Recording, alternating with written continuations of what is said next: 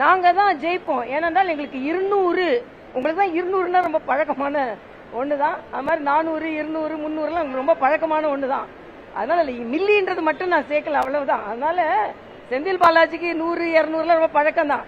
ஆனா அதனாலதான் நீங்க தோக்க போறீங்க. பெறுவோம் 200, படைப்போம் வரலாறு இல்ல. 200, 300 எம்எல்ஏ தான் நீங்க தோக்க போறீங்க. அதனால நீங்க வரலாறுலாம் படைக்க முடியாது. என்னை பொறுத்த மட்டில் அண்ணன் ஸ்டாலினுக்கு ஷாப்பிங்லாம் போறது ரொம்ப இஷ்டமான ஒரு விஷயம். அதுல ஜிஎஸ்டியில எந்தெந்த கடையில எதெல்லாம் குறைஞ்சிருக்கு அப்படின்னு சொல்லி ஒரு ஷாப்பிங் போயிட்டு இதெல்லாம் மத்திய அரசுக்கு நன்றி அப்படின்னு சொன்னா நல்லா இருக்கும் அப்படின்னு நான் நினைக்கிறேன். ஏன்னா இன்றைய காலகட்டத்தில் பிஜேபி எந்த விதத்திலும் வந்துவிடக்கூடாது. அடக்குமுறை நடக்கிறது. எங்க அடக்குமுறை நடக்குது? திணிக்கிறார்கள். எதை திணிக்கிறார்கள்?